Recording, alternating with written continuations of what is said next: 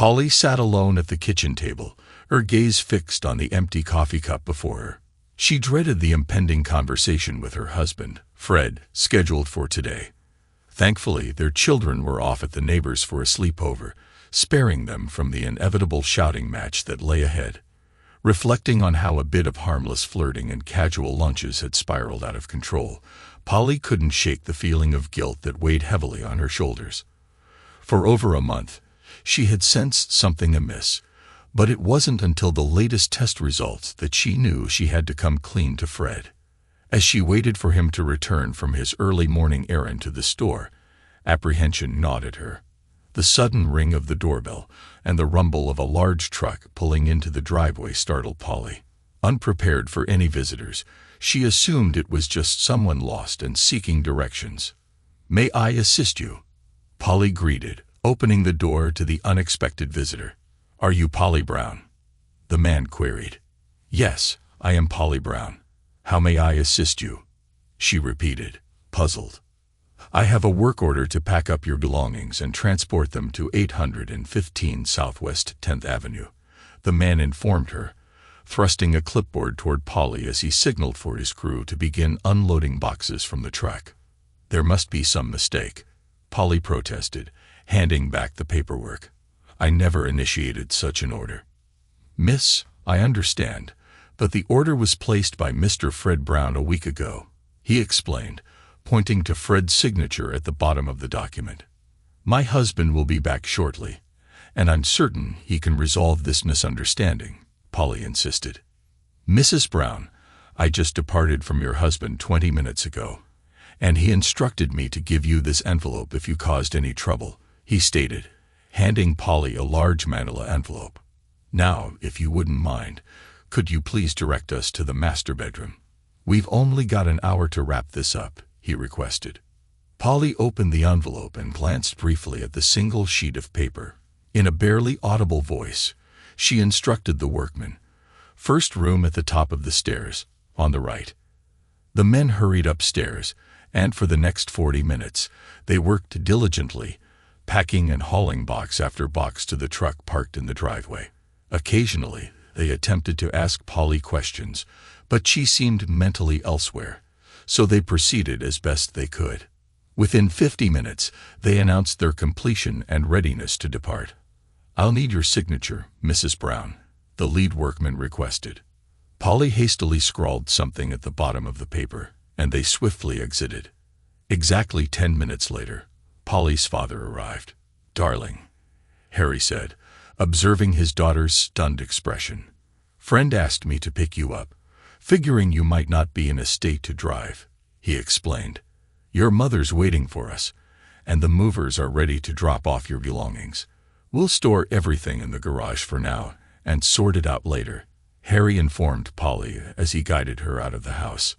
"This can't be happening," Polly muttered aloud as Harry assisted her into the car. "Where's Fred? If Fred were here, he could sort out this entire mess," she pondered silently. "He'd listen, wouldn't he?" Half an hour later, Fred returned to the house, accompanied by a locksmith. "Change all the locks, including the code on the garage door opener," he directed the locksmith. "Leave me 5 sets of keys, and ensure there's a deadbolt on the side garage door," he instructed, stepping into the now vacant home. Ascending the stairs, Fred found that the workers had done a commendable job, given the tight schedule he had imposed. Glancing at his watch, he realized he had only 15 minutes before the next truck arrived. Grabbing a couple of empty cartons, he completed the packing of the remaining items the movers had overlooked, including Polly's makeup and toiletries from their bathroom vanity. Carrying down the last 2 boxes, he noticed the arrival of the next truck. Fred greeted his sister Melissa as she entered with the movers. "Hey there," he said, pulling her into a hug. "Why don't you take the second bedroom on the left, next to the bathroom? It's much bigger than the spare room and has a walk-in closet," he suggested. "We can sort out the kids' things later." "Sure thing. What about Polly's car?" Melissa inquired. "Her dad is supposed to pick it up later tonight, after he's finished with the movers," Fred informed her. "Could you handle things here for a bit? I need to swing by the office for a minute. I'll grab pizzas for tonight, he added, heading towards the garage. No mushrooms, Melissa called after him, then turned to direct the movers on where to place everything. Right on time, Fred noted, glancing at his watch. From his car, Fred observed his 3 best friends engaged in a heated discussion with Simon, the co-worker of his wife, who didn't appear pleased. After about 5 minutes, Mike, one of the 3 men, approached Fred's parked car. He thought we were joking until I pulled out my knife, Mike recounted with a grin. Gave him 2 choices: leave within 24 hours or have an unfortunate accident with said knife, he finished, amusement evident in his tone. How you holding up, buddy? I'll be better tomorrow, Fred replied somberly. Never imagined dealing with anything like this, but I'll manage. He thanked Mike, mentioning he needed to head off, but would catch up with him later at the house. Picking up the copies of pictures and receipts dropped off by the investigator at his office on Friday afternoon, Fred knew their contents without needing to open them. They were for his lawyer's reference. Well, there goes $1,000. He lamented as he glanced at the invoice. After dropping the envelope at his lawyer's office, Fred grabbed 4 pizzas, a case of beer, and made his way home. Tonight called for total indulgence, as tomorrow he'd be a single parent, needing to set a new example, certainly not like the one his soon-to-be ex-wife had set. Upon his return, the moving truck had vanished and Melissa, along with a few friends, was busy setting up her bedroom. "Hey bro," she greeted Fred as he ascended the stairs. "Where's all the muscle you promised me?" she quipped. "They're wrapping up something for me, but they should be here in about an hour. Why don't we take a break and grab a bite to eat?" Fred suggested to Melissa and her friends. Mike and his companions finally arrived just before 4 o'clock, and by 7 o'clock, everyone was gathered, enjoying a few drinks and casual conversation. Everyone, that is, except Fred. Melissa eventually found him in the den, engrossed in old home movies. "We've got everything upstairs in my room, and everyone's finished eating.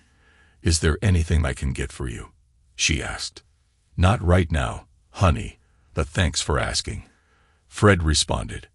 "I just need some time alone, that's all." "Well, I'll be in the kitchen if you need anything," Melissa assured him, planting a kiss on the top of his head before closing the door. "I never saw it coming," Fred murmured to himself. "How could I have been so blind?" Just over a month ago, while paying bills online, Fred stumbled upon a charge for a checkup at the local clinic. "Han, did you go to the doctor a week ago?" He called out to his wife, who was in the kitchen preparing dinner. "I thought I had the flu and went in for a B12 shot," she yelled back. "Ridiculous rates," he muttered to himself as he examined the bill. $125 for a simple exam and a B12 shot, even after insurance. "I'll call them tomorrow. Maybe there's a mistake," he thought, though deep down he knew there wasn't. The following day, Fred dialed the clinic's billing department from his office. "Good morning. How can I assist you?" The receptionist answered. "Good morning. My wife, Polly Brown, visited your clinic 2 weeks ago, and I believe we were overcharged for her visit," he explained. "She only had a routine exam and a B12 shot, but we were billed $125, when it should have been no more than $45 after insurance," Fred replied curtly, ending the call. "Can you say heart attack? Why on earth was Polly getting a pregnancy test, especially considering Fred had undergone a vasectomy right after their second child? It didn't require a genius to piece together what might be going on."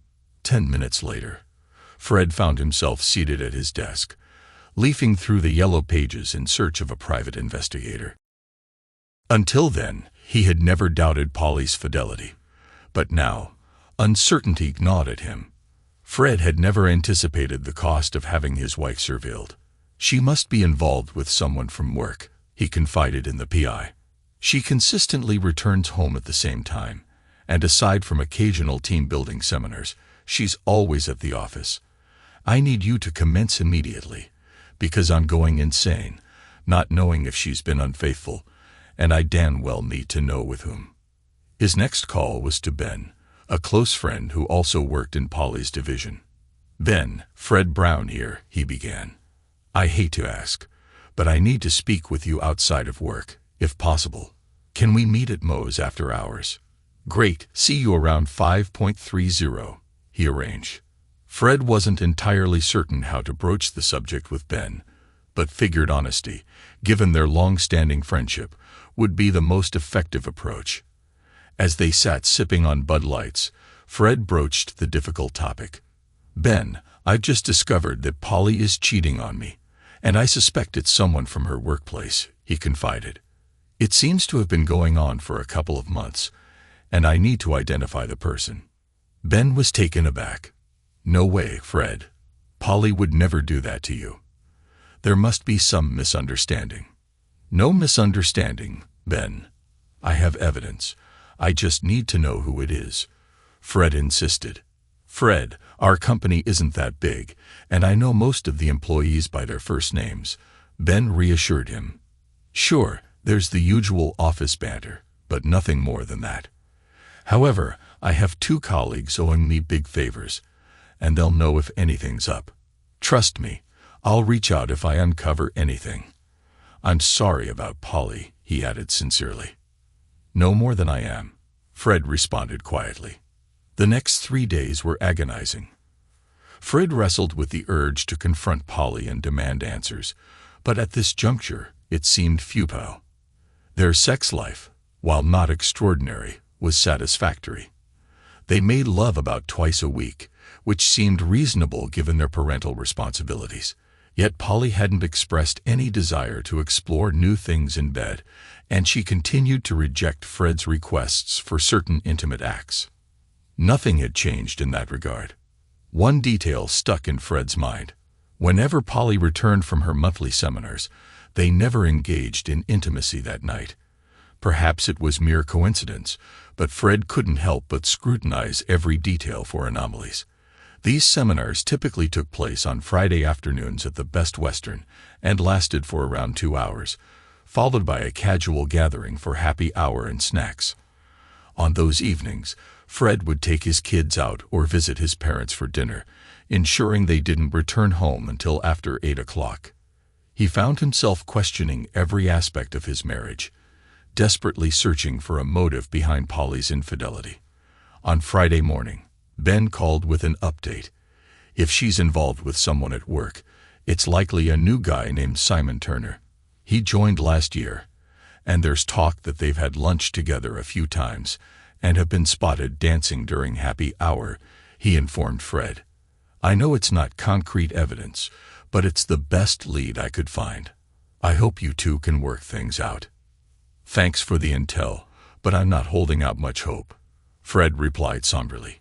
He passed the information along to the private investigator Ben had recommended and then closed up shop, heading home.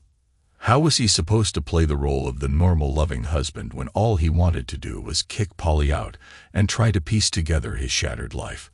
The weekend proceeded with typical family activities: yard work, soccer practice, and a neighborhood barbecue on Sunday.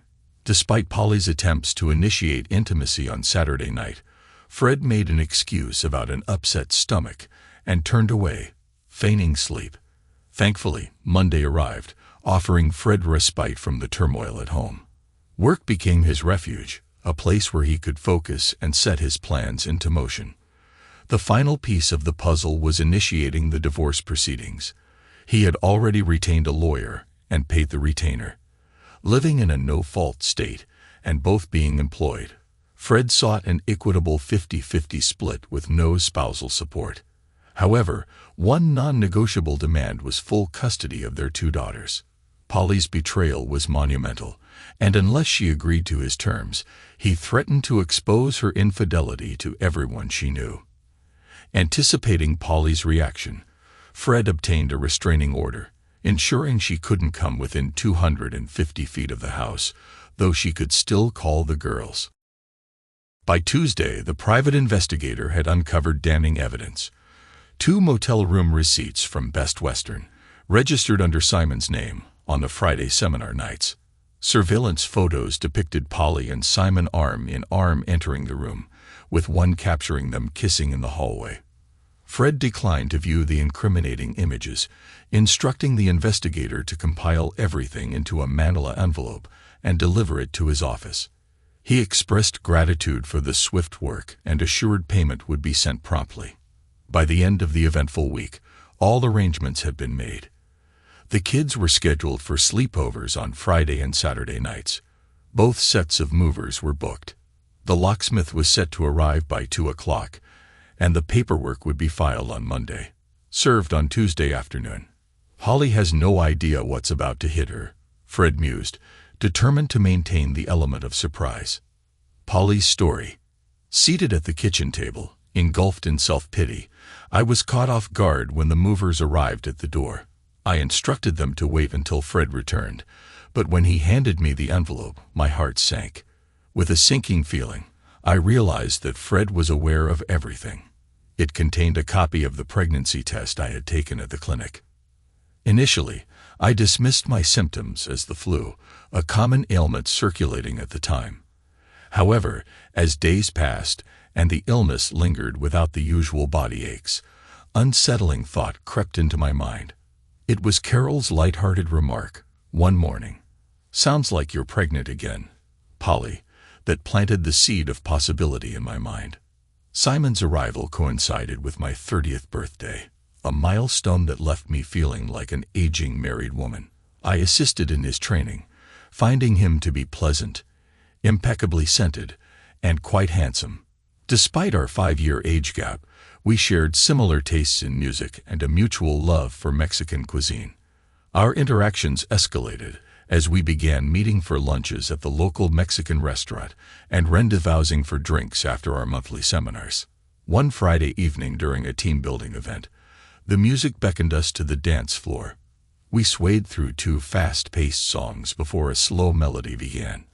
I hadn't danced a slow dance with anyone since my marriage. It was Simon. It felt effortless. As we glided across the floor, a wave of warmth enveloped me, and I found solace in his embrace. Reluctantly, we returned to the group after the song ended, but the memory lingered. The evening grew warmer as we indulged in a couple more drinks, and soon I found myself on the road heading home, the memory of the dance and the undeniable chemistry lingering in my thoughts. I knew I should have ended it, but the time spent with Simon was too enjoyable to resist. Dancing and a few lunches seemed innocent enough, or so I convinced myself. It wasn't until the 4th Friday gathering that things took a turn. Our department received an award for being top producers, each of us rewarded with a $100 bonus. We decided to celebrate at the bar, and after a couple of hours, only 4 of us remained. I had indulged a bit too much and realized I needed coffee before attempting to drive home. Simon offered to accompany me. En route to the restaurant, I stumbled on a carpet, and Simon swiftly caught me before I hit the ground. Holding me by the waist and chest as he helped me upright, he asked, "Are you all right?" In a moment of impulse, I locked eyes with him and kissed him. It caught him off guard, but he responded almost instantly. After what felt like an eternity, I pulled back, my cheeks flushed with embarrassment. "I'm so sorry. I shouldn't have done that," I stammered, feeling mortified. "Please forgive me." "Don't worry about it, Polly," Simon reassured me with a chuckle. "Consider it your thanks for saving your life. Now let's get some coffee into you," he suggested, leading me into the restaurant. The following week, I kept my distance from Simon as much as possible. I made sure to be busy during lunchtime and avoided stopping by for happy hour the next Friday. It had been a terrible mistake, yet I couldn't shake the feeling of arousal every time I thought about being in Simon's arms. However, despite her resolution, 2 weeks later, Polly found herself back at happy hour, with Fred not expected back until around 8:30. She arranged to have dinner and drinks with a few of her colleagues. Curiously, everyone seemed to have excuses for leaving early, until it was just Polly and Simon remaining by 6:30. "Shall we grab something to eat?" Simon suggested to Polly. As the music began to play, Polly seized the opportunity and invited Simon to dance. To her surprise, the evening unfolded with 4 slow songs played consecutively, and they danced everyone. With each step, Polly felt her heart pounding against her chest, finding solace in Simon's embrace. Before she knew it, they found themselves in the back seat of Simon's car, where they indulged in everything but intercourse. Time slipped away, and it was almost 8 o'clock when they finally realized. Straightening her dress and hair, Polly exchanged one final kiss with Simon before heading to her car. Despite the gravity of her actions, Polly found herself devoid of shame. It wasn't until she reunited with her husband and children that the weight of her guilt began to settle in. That night, Fred desired her, but Polly couldn't bear to meet his gaze, let alone engage in intimacy. After a lengthy shower, she slipped into bed, seeking solace in Fred's embrace for the remainder of the night. Aware of the danger she was playing with, Polly couldn't resist the allure of her forbidden liaison. They began sneaking around during lunch breaks, the thrill of secrecy adding to the intensity of their encounters. A week later, Simon revealed that he had booked a room for Friday night at the Best Western, in anticipation of their rendezvous. We parted ways at the bar, agreeing to reconvene in the hotel corridor. "Are you sure about this?" Simon questioned, his voice tinged with uncertainty. "I'm not entirely certain, but let's not linger in the hallway," Polly replied, urgency creeping into her tone. Within moments of entering the room, their restraint dissolved, and they found themselves tearing off each other's clothes in a frenzy of desire. Polly returned home 45 minutes before Fred and the kids were due back. They met twice more before Polly fell ill, attributing it to what she thought was the flu. When Carol suggested she might be pregnant, panic set in, and Polly rushed to the doctor. She couldn't fathom the results indicating pregnancy. After all, Simon always used protection, and Fred had undergone a vasectomy. As she stared at the test results, Polly realized she was in a dire situation, trapped in more ways than one. Sitting alone in the kitchen, she awaited Fred's return, knowing she had to break the news to him. Little did she know, her world was about to shatter into pieces. Fred sought retribution from both Polly and Simon. He demanded Simon leave town, never to return, so he wouldn't have to endure the sight of him again. As for Polly, Fred harbored a deep desire to see her suffer for tearing apart their once happy family. With his unmarried sister, Melissa, moving in to assist him in raising their 2 daughters, Fred faced the daunting task of navigating the complexities of female adolescence without a clue of where to begin. Despite the challenges ahead, Fred drew strength from the unwavering support of his parents, knowing that they would weather the storm together. On Sunday, Fred gathered his daughters and Melissa, gently explaining the turmoil between him and their mother. He reassured them that they could still see their mother whenever they wished, though she wouldn't be living with them anymore. Tears were shed, but a comforting bowl of ice cream helped soothe their emotions. By Tuesday, Polly had been served with divorce papers. Despite her persistent attempts to reach out, Fred remained resolute in his silence. Even Melissa's efforts to convey the finality of the situation fell on deaf ears. Fred took decisive action, canceling all shared financial arrangements and removing Polly from his insurance, 401, and other accounts. However, Fred allowed Polly to see the children on Wednesday. Melissa accompanied them to Polly's parents' house, providing a supportive presence during their visit. The next time Fred encountered Polly was during their meeting with the lawyers in the attorney's office, where the dissolution of their marriage would be legally formalized. Polly's lawyer launched into a series of demands, prompting Fred to rise and prepare to exit. "We've just begun. Where are you going?" the lawyer inquired. "I'll say this once," Fred replied in a low voice. "The terms stand as they are. Polly will have visitation rights, but physical custody will be mine. I refuse to subject my children to the birth of her illegitimate child conceived with another man. Challenge me on this or anything else, and I won't hesitate to expose the truth about my soon-to-be ex-wife. so I suggest you carefully consider your next move before speaking again. Following a brief recess to calm tensions, the proceedings resumed. Polly, tearfully, conceded to Fred's terms, and they all proceeded to sign the documents. "I'm truly sorry, Fred. I don't know how I allowed this to happen. I did love you," Polly sobbed. "I suppose not enough," Fred replied coolly. As he exited, Fred glanced back at Polly. "Since you conceived a child at a team-building seminar, perhaps you can claim it as a work-related injury and seek compensation," he remarked with a wry chuckle before walking away for the final time. Thanks to everyone who took the time to listen to today's stories. If you enjoyed it, please consider liking and subscribing if you haven't already. Feel free to share your thoughts on the events in the comments below. Take care.